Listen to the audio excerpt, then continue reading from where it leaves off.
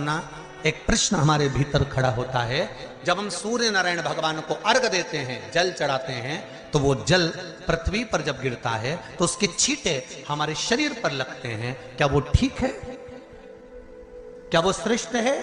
तो शिव महापुराण की कथा कहती है, जब हम सूर्य को अर्घ देते हैं, सूर्य को जल चढ़ाते हैं, वो पानी जब पृथ्वी पर गिरता है, उसके छींटे हमारे शरीर पर लगते हैं, तो वो श्रेष्ठता का भाव निर्मित करते हैं। वो गलत नहीं हो सकता। कारण अब वो भी समझ लीजिए।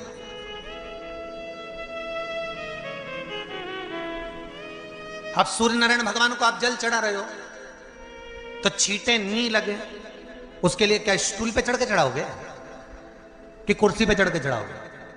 अरे बोलो तो सही।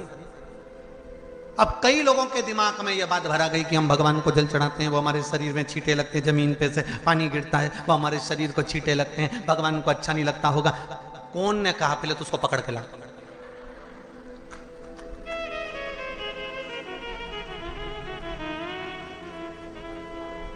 क्योंकि मेरे राम जी महाराज, मेरे भगवान कृष्ण, बड़े बड़े संत, साधु, सन्यासी, तपस्वी, साधक, उपासक जितने भी हुए, जिन्होंने सूर्य की आराधना करी, इन्होंने टेबल पे चढ़कर या कुर्सी पे चढ़कर जल नहीं चढ़ाया। इन्होंने पृथ्वी पर खड़े होकर ही, क्योंकि पृथ्वी तत्व के देव हैं शिव।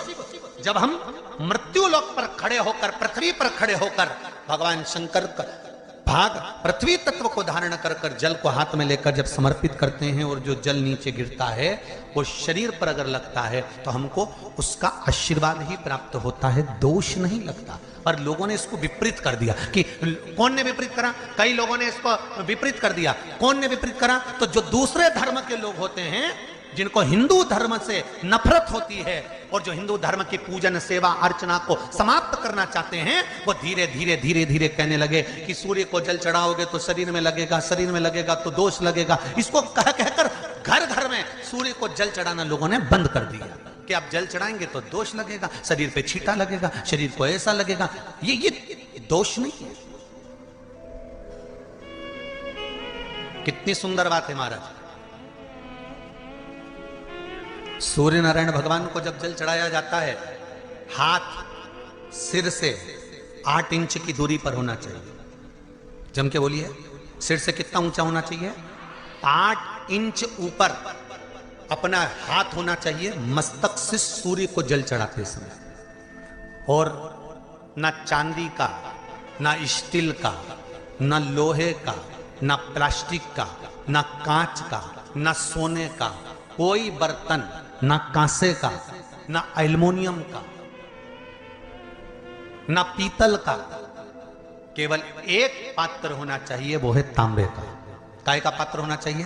तांबे का पात्र।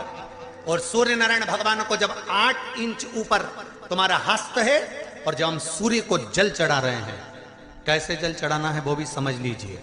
अगर कोई कैंसर का मरीज है, जिसके चेस्ट में कैंसर आ गया हो, लेफ्ट में, राइट में कहीं पर कैंसर आ गया हो, या कोई गठान आ गई हो, तो महाराज आप जल चढ़ाते समय उस जल की धार को सूर्य भगवान को जब चढ़ा रहे हो तो धार आपकी गठान की ओर जाना चाहिए, जिससे सूर्य की किरण उस जल में से आपके उस स्थान पर पड़े, उस जगह पर पड़े जहां पर गठान है।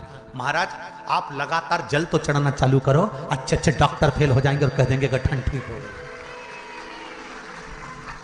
आपका लीवर और किडनी गड़बड़ कर रहा है, आप प्रतिदिन, आपका स्वास्थ्य गड़बड़ रहता है, आप प्रतिदिन ये ज्योतिष शास्त्र के अंतर्गत, रत्न शास्त्र के अंतर्गत, ये रत्न शास्त्र, ज्योतिष शास्त्र, रंग शास्त्र जो हमारे यहाँ है, रंगों के हिसाब से ये जितने रत्न होते हैं, माणिक हुआ, सोन, मोती हुआ, नीलम हुआ, मूंगा हुआ, पुखराज हुआ, ये क्यों कहते हैं ये पीला है, ये सफेद है, ये नीला है, ये लाल है, इसको शरीर में क्यों पहनाते हैं? उसका कारण होता है कि जब शरीर में पहनते हैं, सूर्य की किरण उसमें पड़ती है, हमारे शरीर पर वो कलर का इफेक्ट पड़ता है, उस कलर को शरीर पर लगता है, और शरीर पर लगता है तो हमारा शरीर धीरे धीरे, हमारी जो इंद्रियां हैं वो सही होने लगती हैं, काम सही होने लगता है। तो आप